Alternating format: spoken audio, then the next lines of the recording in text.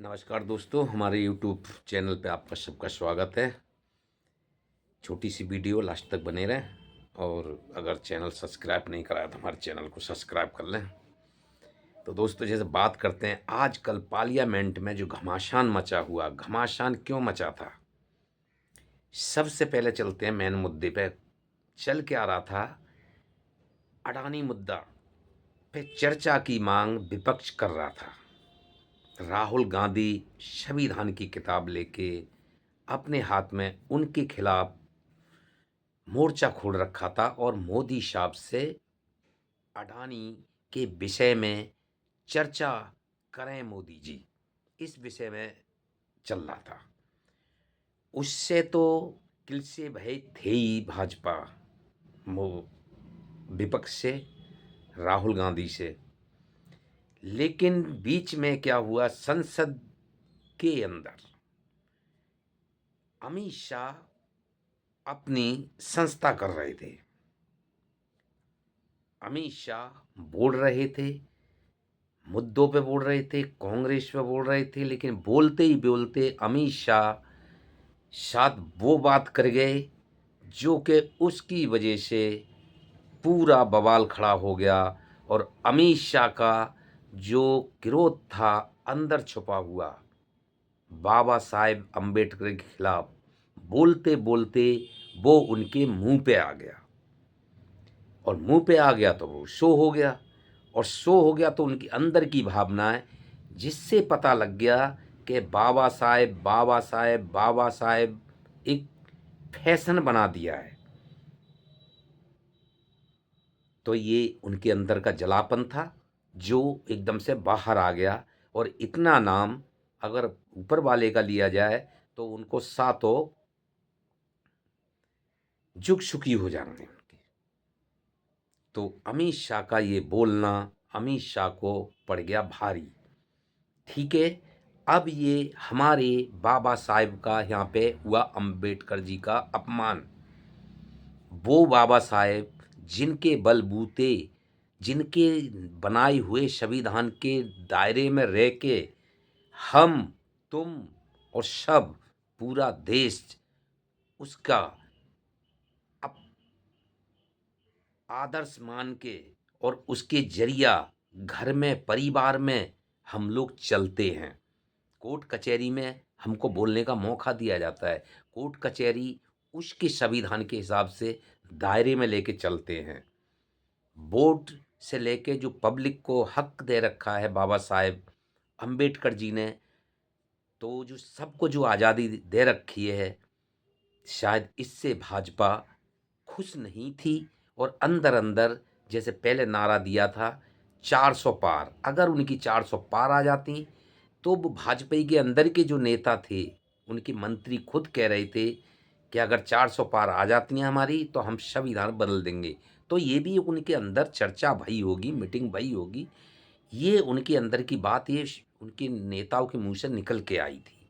इसी तरह अमित शाह के जो अंदर घुटन चल रही थी बाबा साहेब को लेके, वो उनका जलापन और उनका क्रोध बाहर आ गया। इससे माना जाता है कि बाबा साहेब से अमित शाह नफरत करते हैं, भाजपाई नफरत करते हैं। दोस्तों, अब चलते हैं इस पे, जो राहुल गांधी पे मारपीट का ब्लेम लगा।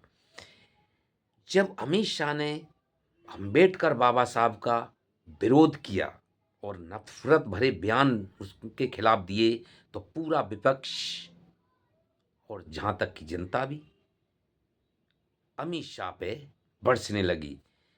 हुआ क्या था कि विपक्ष, कांग्रेसी, इंडिया गठबंधन अपना एक बाबा साहब का, अंबेडकर जी का फोटो हाथ में लेके संसद जाते हैं और संसद में भीम जी के नारे लगाते जाते हैं। उन्हें कोई लड़ाई झगड़े से कोई मतलब नहीं था, सादा सिंपल एक अपने नारे लगाते संसद की तरफ जा रहे थे। वहां पर भाजपाई संसद नेता हाथ में डंडे वाला झंडा लेके खड़े थे। सबसे बड़ा पॉइंट कि आप डंडे, झंडे के बहाने डंडे लाए क्यों थे? क्या आपको मारपीट करनी थी?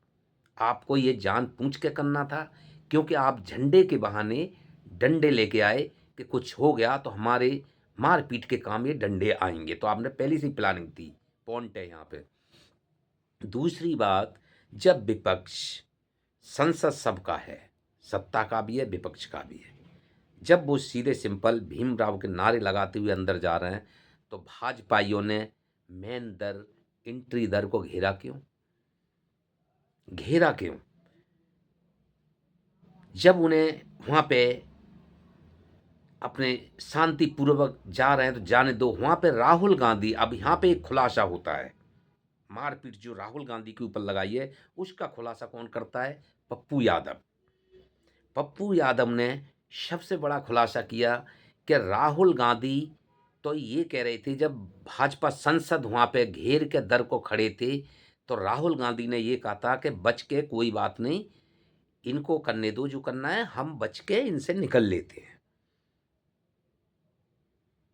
तो पप्पू यादव ने बोला राहुल गांधी तो अंदर थे, उनको तो पता ही नहीं कि किसको चोट लगी और कौन गिरा। जब उनको हम, पप्पू यादव का खुद ये बयान है कि मैं उनको अंदर से लेके आया हूँ, जब उनको पता लगा कि किसी सांसद को चोट लग गई है।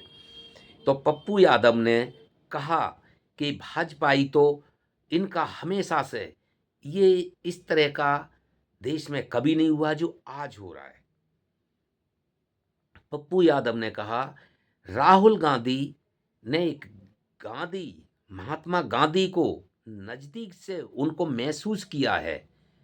वो एक तू का शब्द का इस्तेमाल नहीं करते, मारने की किसी को तो बहुत बड़ी बात है, तू कह के नहीं बोलते।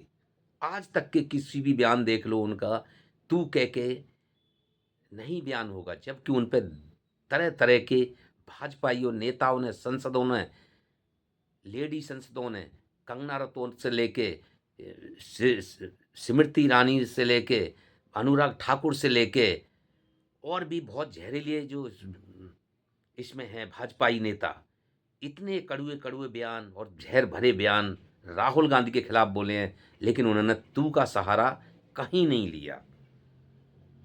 ये काम है भाजपाइयों का। माहौल किसने बनाया? भाजपाइयों ने। डरे कौन थे? भाजपाई राहुल से, जो कि राहुल ने कमान संभाल रखी थी मोदी के और अडानी के खिलाफ जो एक्शन ले रहे थे। अब जो मुद्दा आ गया था कि अमित शाह ने अंबेडकर का अपमान करा, यहाँ पे फिर विपक्ष एकजुट हो गया। तो भाजपाइयों ने सोचा कि सबसे अच्छा राहुल गांधी को फंसा दिया जाए, क्योंकि मैन राहुल गांधी हैं, विपक्ष नेता हैं। सबसे मारपीट का जो आरोप लगा के राहुल गांधी को फंसा दिया। अगर झूठ नहीं था तो धारा 9 वापस कैसे ली, कैसे लिखी गई और कैसे वापस हुई? फिर वो कह रही कहीं ज्यादा ना हो जाए, हैं? धारा 9 लगाई थी एफआईआर में, वो वापस कैसे हुई? इसका मतलब सब ये झमेला झूठा था, जिसका पप्पू यादव ने बड़े पैमाने पर खुलासा किया। और जहाँ तक कि भाजपा के संसद खुद कह रहे हैं, जो आईसीयू में भर्ती थे सारंगी, वो खुद कह रहे हैं, दूसरा भी एक भर्ती था, वो खुद कह रहा है कि राहुल को धक्का आया था, राहुल आगे खड़े थे, राहुल को पीछे से धक्का आया था। तो राहुल को फंसाने का क्या मतलब था? आपकी जो मन की जो अंदर क्रोध बोलना होता है, वो गांधी परिवार को देख के बाहर आ जाता है। राहुल गांधी से आपकी ऐसी, मैं क्या बोलूं कि आपकी सुलगती है कि है तो कोई आपको देने वाला, टक्कर राहुल गांधी है आने वाला, जो जल्दी आपका कुछ होने जा रहा है। इसलिए आपको डर लग रहा है कि एंड तुम्हारा भाजपाइयों क्या होगा। जो सत्ता ने विपक्ष को दिया है वो आज नहीं तो कल आप काटोगे जरूर। जो आपने बोया है आपको भी वही बीज मिलेगा। उधर आप पार्टी पे अत्याचार, आप पार्टी को तोड़ने की कोशिश करिए, पूरा आप पार्टी का ये कहना है, और वास्तव में आप पार्टी के सब नेता अंदर डाले उठा उठा के। दोष किसी पे साबित नहीं हुआ, जुर्म किसी पे साबित नहीं हुआ। तो दोस्तों, ये भाजपा की राजनीति बदले की भावना है, और अहंकारी भरी राजनीति है, देश के विषय में नहीं सोचती, जनता पे महंगाई बेरोजगारी के बारे में नहीं सोचती, नोटबंदी करके इसने क्या जनता को दिया वो आज तक समझ में आया किसी की? कि नोटबंदी जो करी अचानक, जिसमें कितने बुजुर्ग लोग लाइन लगा लगा के मारे गए, उससे क्या लाभ हुआ था किसी को? इस पे ही कहा था केजरीवाल ने कि अनपढ़ प्रधानमंत्री कोई भी एक्शन ले लेता है जिसका कोई किसी देश को वासी को लाभ ही नहीं होता है। इसी पे कहा था। कोई भी किसी के कहने से आएगा और वो कहेगा कि मोदी जी ये काम कर दो, वो काम वो कर बैठते हैं। वो नोटबंदी से एक जवाब दीजिए, कौन सा काला धन आया? आधी कमर लोगों की, जनता की वहीं से टूट गई, बेरोजगारी हो गए लोग वहां से। कितने कारखाने बंद हुए, उसमें कितने लोगों की लाइन लगा लगा के लोग परेशान है। कोई कोई अमीर ने लाइन लगाई? करोड़पति आया कोई लाइन लगाने के लिए? नहीं आया ना। सब गरीब जनता जो 1000 2000 रुपए उसके पास पड़े हुए थे, वो लाइन लगा लगा कर धर रहे। बाकी सब काम तो ये सत्ता सरकार की एजेंसियों ने अंदर ही अंदर कर दिया, अमीरों के काम तो उस नोटबंदी से किसको फायदा हुआ था बताइए आप? जो आपने एक्शन लिया था, रात को 8 बजे आके भाई और बहनों नोटबंदी कर दिया। तो दोस्तों, ये सरकार नहीं तो जनता के और देश के विषय में नहीं सोचती। ये सिर्फ अपनी कुर्सी, अपने संतरी और मंत्रियों के बारे में सोचती है बस। प्रियंका गांधी इसके चुभ रही हैं क्योंकि प्रियंका गांधी ने फर्स्ट एंट्री पे ही मोदी और शाह के सर पे बम फोड़ दिया, जिससे उनके बाल उड़ गए और वो बौखला गए। अब कोई ना कोई प्लानिंग कर रहे हैं कि प्रियंका गांधी को संसद में आने से रोका जाए। कि राहुल और प्रियंका भाजपा को, उधर सोनिया गांधी लोकसभा संसद भाजपा को भारी पड़ रहे हैं।